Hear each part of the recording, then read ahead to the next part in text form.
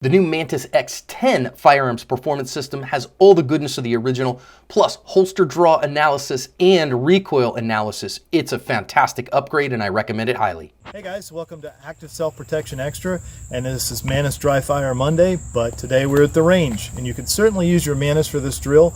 It would help you a lot. It came up in one of my other videos. Somebody said, well, if you're doing that with a double action gun, that's really good. And it got me thinking, is there a real big difference between shooting a DA gun and an SA gun? So double action versus single action, or a striker fire gun that works primarily like a single action. I know mechanically it's slightly different, but 4 or 5 pounds of pressure or 12 pounds of pressure. Luckily for you guys, I have two of the exact same guns. I have a SIG P226 that is single action only, and then I have one that's DA SA. So we're just kind of see what the difference is on the trigger. For me, it's always been getting ready sooner and being more efficient in my prepping of the trigger that makes the difference. So if you gave me a revolver, or you gave me a striker fire gun, or you gave me a DA gun, I'd be okay to shoot it because I'm going to be engaging myself with the trigger sooner. It gives me a little time to clean up the sight movie. So we'll be going with this one first. This is the double action only. Hammer's down, it's decocked, and we're ready to do it. We're going to shoot a couple rounds on this on the timer and see what the difference is.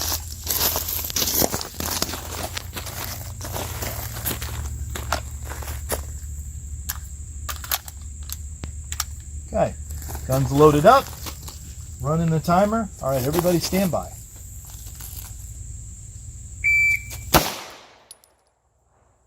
All right, so it's a 0.7. 0.7. I'm gonna run the decocker again, drop the hammer, so we're back in double action. Let's see if we can improve that score just a little bit.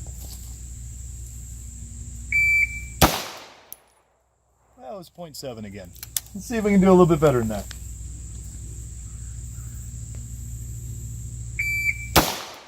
It's a little quicker, I can tell you right now. So that's a 0.58. That's usually the times that I run around with this drill. This is called the Extended Prep and Press. I got it from Mike Seeklander. It's a pretty cool drill. All right, so we're going to replace guns now. Going out of double action to single action. And I think what most people feel is there's less room for error, but remember there's more time for aiming. If you look at the target, I have a pretty tight target group there, pretty acceptable from this range. So let's see what this one does. Hammer's locked back, but the safety will be off because I have the grip. Sights are on the target. The decision's been made to shoot, so my finger's going to touch the trigger because it's all lined up and ready to go.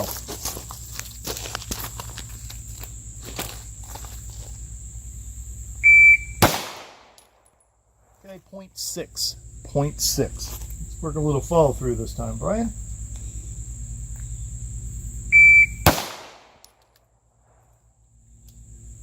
So 0.55. So just about the same best time. Maybe by 3/100ths of a second I beat the other one. Okay, dead center that time. And it's a 0.68. So I'm all in the same time area with this. Nothing really changes. It's the same time over and over again. So the trigger doesn't matter. Okay, the trigger doesn't matter. Let's come over the target. So it's all acceptable hits in a half a second. On my, if I'm really pushing, I can get under 0.5. But this was to see how the trigger is being managed. Remember, the sights were on the target. The decision had been made to shoot, so I'm going to bring my finger to the trigger. That's the only place I can shoot the gun from. A lot of people end up aiming just like this. So they do all the aiming, they keep their finger in high register, and then they move their finger, and that moves everything. Jerry Mikulek calls that aiming with a dead gun. So the only reason that we should have a gun pointed at somebody is that we have decided to shoot. Otherwise, the gun shouldn't be there. We're going to shoot the target, then it's pointed in, and we're close to shooting. All right. So make sure that the decisional rule of sights and trigger and decision all go together, and that you're not wasting time in there. And don't feel like a heavier trigger is a burden to you. As long as you understand it and you start it moving and you keep rowing through that trigger motion and watch the sight movie and clean it up, you can shoot at the same level of speed and accuracy with the two. For me on the street, I like a double action because I can feel myself engaging with it a little bit, and it gives me a little more time if something changes to make a different decision. I can feel that. Force on Force has taught me that it's very easy to press triggers sometimes inadvertently. So I carry a double action, single action gun.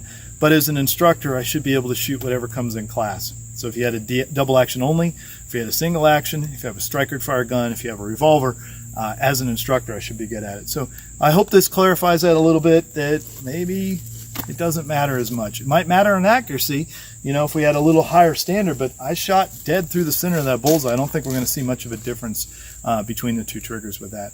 So thanks for tuning in, guys. I hope that clarifies some questions for you. I'm Brian Hill, the Complete Combatant, and I've got 3 things I would like you to do. I want you to measure, I want you to refine what you're doing, and then I want you to perform. If you do those 3 things, you're going to see a tremendous advantage. And it gets rid of these doubts that maybe it's my equipment, because the real equipment was you and it was me, and we can simply operate whatever's put in front of us at a high level if we first measure it, refine it, and then get ourselves to perform with it. Thanks for tuning in. We appreciate you. If you have any questions, reach out and ask me. This is Active Self-Protection Extra. Thanks so much.